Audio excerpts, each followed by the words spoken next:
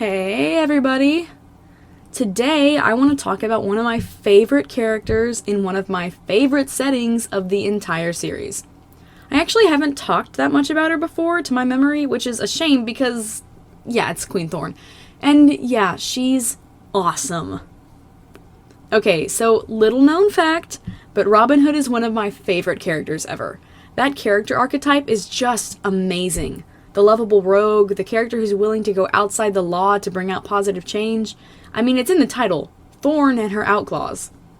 Plus, the Scorpion Den is the perfect city in which to showcase this type of character.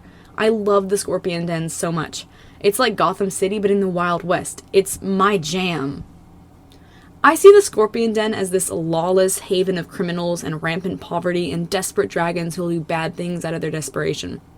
The Kingdom of Sand must have suffered heavily from the effects of a tribal split and civil war that lasts 20 whole years. I mean, think about how in real life, historically, the American Civil War was so devastating. I imagine the Sandwing War of Succession would have had similar effects on the Sandwing tribe. And the Scorpion Den is a product of that. I imagine it's a city that's maze-like, built with strange mixtures of new and old buildings, garish opulence surrounded by sprawling warrens of leaning buildings, ramshackle tents, market vendors, street performers, and all manner of travelers. It's a colorful town for sure, but in that gritty, shady way. Unlike some cities, the Scorpion Den has no mask of civility over its madness. It's run by criminals, untouched by any regal force, because in a time of war, it's unimportant in the grand scheme of things. That's left it to be overrun by destitution, which only leads the city into more and more crimes. To make things worse, it's home to Vulture's criminal empire, the crown on that throne of depravity and chaos.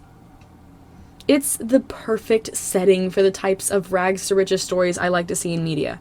That's part of why Keebly's my favorite character too. His story is all about being born into one of the most morally misleading places in Pyria and still learning how to have kindness and joy in him. I would have loved Thorn as a character, no matter where she was, but this setting is absolutely perfect to accent her strengths and interesting characteristics. Imagine how her origin story would look. What type of dragon does it take to look at the utter mess of the Scorpion Den and take it upon themselves to fix it? I wonder if Thorn grew up in the den. I wonder what kind of things she experienced as a dragonette to lead her down that path. I mean, she's very caring of her town, for sure, but Thorn's rough around the edges. A true outlaw, if one with the best of intentions. She's not some rich philanthropist who saw this city from the outside and thought it was a place in desperate need of civilization. She must have grown up in the thick of it, the poverty and fighting and friction. She must have first-hand experience with it, because Thorn is fighting for things like clean water and less dragonettes on the streets, and less dragons left to die of untreated injuries. Beginning to see why this is such a neat topic for me? This is why, too, Thorn reminds me of Robin Hood. She's got her little band of outlaws who are fiercely loyal to her, and she's not doing any of this for personal gain. She's interested solely in bettering the Scorpion Den for those who inhabit it. I think this is such an interesting character type. Thorn may be rough and unorthodox, but she must have done some pretty amazing things to command the kind of respect and loyalty she does.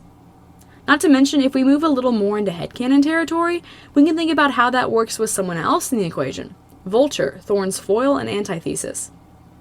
Vulture is the exact opposite of Thorn. He set up camp in the Scorpion Den and is actively profiting off the depravity. With his assassins and his gang empire, he's not only drawing more crime and shady dealings into the den, but he's also establishing himself as a cruel overlord, someone who has his claws sunk into every corner of the den. He makes Thorn's operation look small in comparison. This adds another layer yet to the little social system he's established in this city. For all we know, the progress that Thorn makes could be immediately undermined or even undone by Vulture. What are her resources? It takes money to make change in cities, no matter what you say. In the end, it's those with the money to buy support and supplies who make change.